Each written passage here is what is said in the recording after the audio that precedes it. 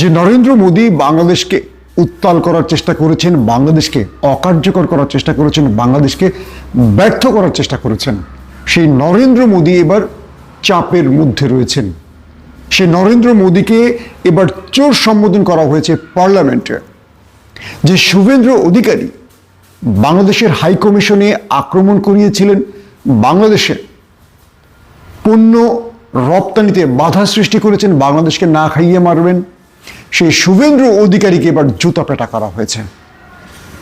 শাস্তি পেতে শুরু করেছে ভারতের সেই সব ব্যক্তিরা যারা বাংলাদেশকে ব্যর্থ করার এক নীল নকশা এঁকেছিলেন। দর্শক, পাশাপাশি ভারতের জন্য আরো বড় বড় খবর আসতে শুরু করেছে। চলুন সেই খবরগুলো একটা একটা দেব আপনাদের।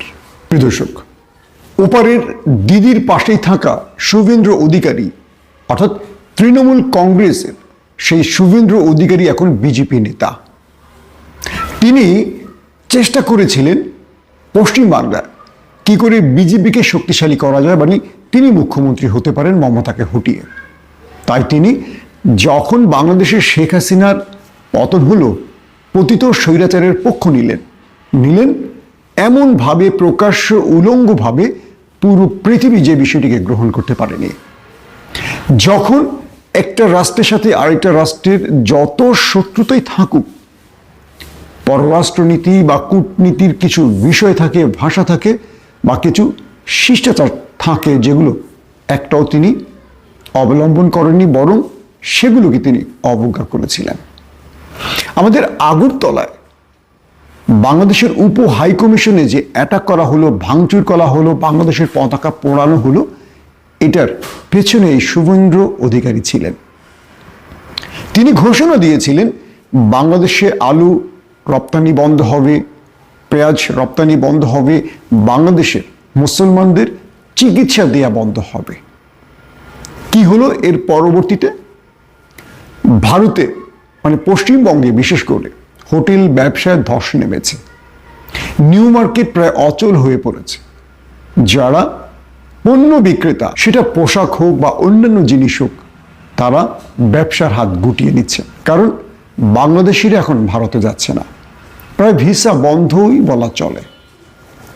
এই পরিস্থিতিতে শুভেন্দু অধিকারী ঘোলা জলে যে মাছ শিকারের চেষ্টাটা করেছিলেন, তিনি পুরোপুরি ব্যর্থ হলেন।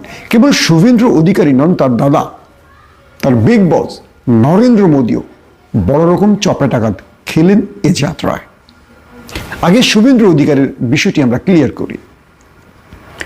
ভারতের এই মুহূর্তে অন্যতম গণমাধ্যম যারা বাংলাদেশের বিরুদ্ধে সবচেয়ে বেশি প্রচার করে, অন্যতম মানি না যে জনপ্রিয়, অর্থাৎ বাংলাদেশের বিরুদ্ধে যে গণমাধ্যমটি সবচেয়ে বেশি মিথ্যাচার করছে, প্রোপাগান্ডা ছড়াচ্ছে, রিপাবলিক বাংলা।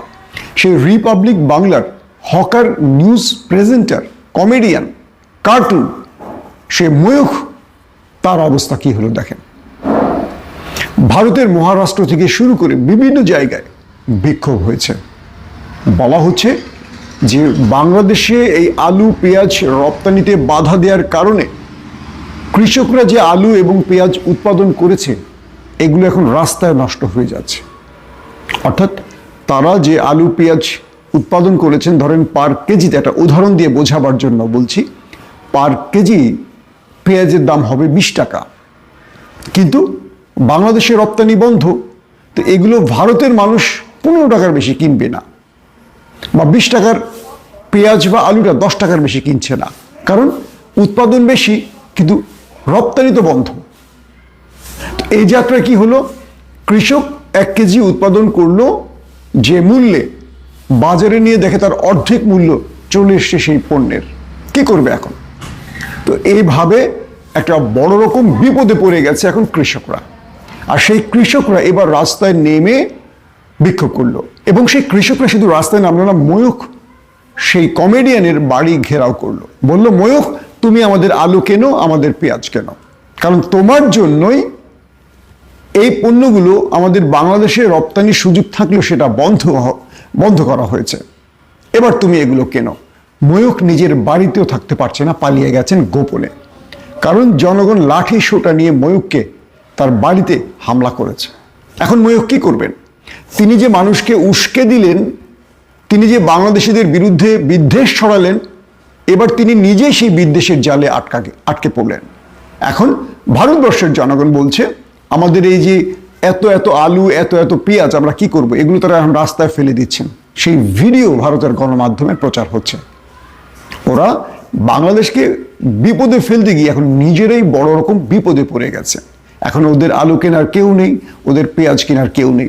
অন্যদিকে ডক্টর মোহাম্মদ ইউনূস কি করলেন, ভারতের বিকল্প পণ্য বাজার তৈরি করলেন, যেখানে পণ্য বিক্রিও করবেন, সেখান থেকে কিনতেও পারবেন।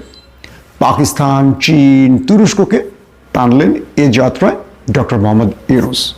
আমাদের খাদ্য পণ্য মানে আলু, পেঁয়াজ, আদার্স যে পণ্যগুলো আমরা ভারত থেকে কিনতাম, এগুলো এখন আসবে চীন থেকে, পাকিস্তান থেকে, তুরস্ক থেকে এবং আমাদের নিকট আরো কয়েকটি দেশ থেকে। এখন কি করবে ভারত? আবার চিকিৎসার বাজারে যে মন্দা অবস্থা তৈরি হয়েছে, তার কারণটা কি? তার কারণটা হলো বাংলাদেশের রোগীরা আগে ভারতে যেতেন বললে ভারতের বহু ডাক্তার, বহু ডায়াগনস্টিক, বহু হাসপাতাল টিকে থাকতো। যেহেতু বাংলাদেশিরা এখন যাচ্ছেন না, সে হাসপাতালগুলোতে এখন তালা ঝুলতে শুরু করেছে। এই অবস্থায় ভারত বড় রকম বিপদে পড়েছে। অন্যদিকে পশ্চিমবাংলার মানে কলকাতার নিউ মার্কেট থেকে শুরু করে সেখানকার যত মার্কেট আছে, হোটেল আছে, এগুলো এখন বন্ধ হবার অবস্থা। ওরা আমাদেরকে ভাতে মারতে গিয়ে ওরা এখন নিজেরাই ভাতে মরছে। দর্শক, শুভেন্দু অধিকারীর কথা বলছিলাম। তিনি বাংলাদেশের বিরুদ্ধে বিদ্বেষ ছড়ালেন, বাংলাদেশের বিরুদ্ধে ভারতের হিন্দুদের খেপিয়ে তোলার চেষ্টা করলেন, একের পর এক মিথ্যাচার করলেন। তিনি বিক্ষোভ করলেন, র্যালি করলেন, বাংলাদেশকে বয়কটের ঘোষণা দিলেন, বললেন বাংলাদেশে খাদ্যপণ্য রপ্তানি তারা করতে দেবেন না এবং বাংলাদেশিদের ভারতে ঢুকতে দেবেন না। শেষ পর্যন্ত কি হলো, তিনি পার্লামেন্টে মমতা বন্দ্যোপাধ্যায়কে জঙ্গি বললেন কি বাংলাদেশের ইউনূস জঙ্গি আর পশ্চিমবাংলায় মমতা জঙ্গি। এছাড়া আরো অনেকগুলো কটূক্তি করলেন তিনি। তারপর কি ঘটলো, সেই পার্লামেন্ট থেকে বেরিয়ে তিনি যখন পথসভা করলেন, ভারতের জনগণ শুভেন্দুকে গণধোলাই দিলেন, জুতা পেটা করলেন। সেই ছবি ভারতের গণমাধ্যমের সূত্র ধরে পুরো পৃথিবীতে ভাইরাল হয়ে গেল। শুভেন্দু তিনি যে মানে ঘোলা জলে মাছ শিকারের চেষ্টা করলেন, এইবার নিজেই শিকারে পরিণত হলেন। জনগণ তাকে পথে পেয়ে বললেন, তুমি এপার বাংলা ওপার বাংলাকে যে বিদ্বেষের মধ্যে এনেছো, মানুষের ভ্রাতৃত্বকে ধ্বংস করেছ, তোমাকে আমরা বয়কট করছি। ভারতবর্ষের জনগণ বললেন, তোমাদের জন্য আমরা এখন পথে পড়ে যাচ্ছি। তোমার এই বিদ্বেষপূর্ণ আচরণ, বক্তব্য দুটো দেশের সম্পর্ককে নষ্ট করে দিয়েছে। এরপর তাকে ধাওয়া করলেন, তাকে ধোলাই দিলেন, তার পোশাক ছিঁড়লেন এবং জুতা পেটা করলেন। উচিত শিক্ষাটা শুভেন্দুকে ভারতবর্ষই দিয়ে দিল, বাংলাদেশিদের কিচ্ছু করতে হলো না। আসেন নরেন্দ্র মোদী। পার্লামেন্টে নরেন্দ্র মোদীকে চরমভাবে ধোলাই দেয়া হলো। অন্য দলগুলোর পক্ষ থেকে বলা হলো, নরেন্দ্র মোদী ভারতবর্ষের সবচেয়ে বড় চোর। তিনি বাংলাদেশের সাথে যে সম্পর্ক করলেন, এই সম্পর্কটা কেবল আদানিকে বাঁচাবার জন্য। তিনি আদানির বিদ্যুৎ বাংলাদেশে বিক্রি করলেন, ভারতকে অন্ধকার করে উচ্চ মূল্যে বাংলাদেশে বিদ্যুৎ দিলেন। এতে ভারতও লাভবান হলো না, বাংলাদেশও লাভবান হলো না। হলো কে? নরেন্দ্র মোদী এবং আদানি।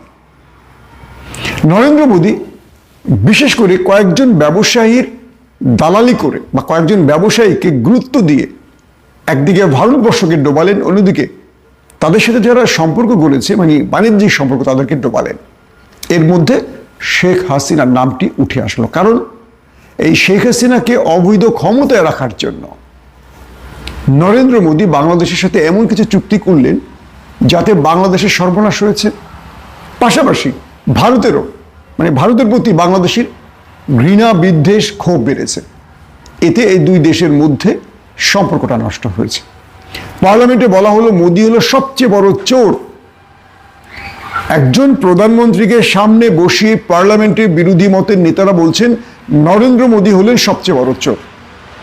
তিনি ভারতবর্ষটাকে বিভাজিত করে ফেলেছেন, হিন্দু মুসলমানদের মধ্যে বিদ্বেষ ছড়ালেন, তারা বললেন যে হঠাৎ করে স্বপ্ন দেখছে নরেন্দ্র মোদী মসজিদ মন্দির হয়ে যাচ্ছে, যে মসজিদগুলো শত বছর ধরে ভারতবর্ষে রয়েছে সেগুলোকে হঠাৎ করে তিনি মন্দির দাবি করছেন।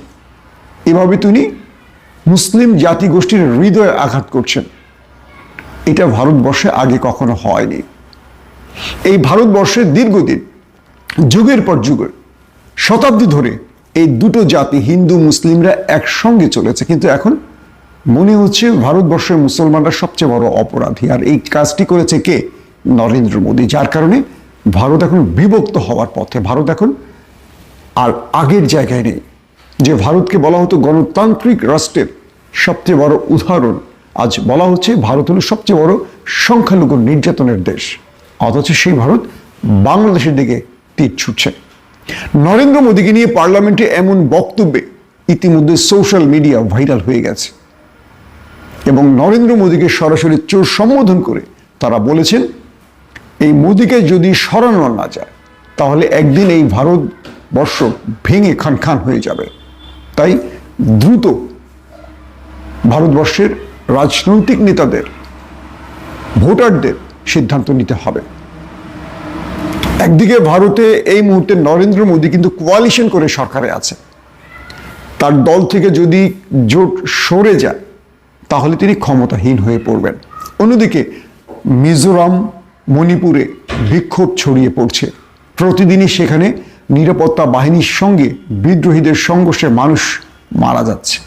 বলা হচ্ছে আমেরিকা বা পশ্চিমা শক্তিগুলো ভারতকে কয়েকটা টুকরো করতে চায়, সেভেন সিস্টার ভেঙে দিতে চায়। কালকে এই বিষয়ে আমি আপনাদেরকে ডিটেল তথ্য দিয়েছি। যারা আমার ভিডিওটি দেখছেন এই মুহূর্তে, আগের ভিডিওটি দেখবেন কিভাবে ভারতকে ভেঙে ফেলার পরিকল্পনা চলছে। প্রিয় দর্শক, বাংলাদেশকে বিপদে ফেলতে গিয়ে এবার নরেন্দ্র মোদী এবং তার অনুসারীরা সবচেয়ে বড় বিপদে পড়েছে। আমরা বলতে পারি ডক্টর মোহাম্মদ ইউনূসের অসাধারণ রাজনৈতিক প্রজ্ঞার খেলায় বড় রকম ধরা খেয়ে গেলেন নরেন্দ্র মোদী। প্রত্যেকে ভালো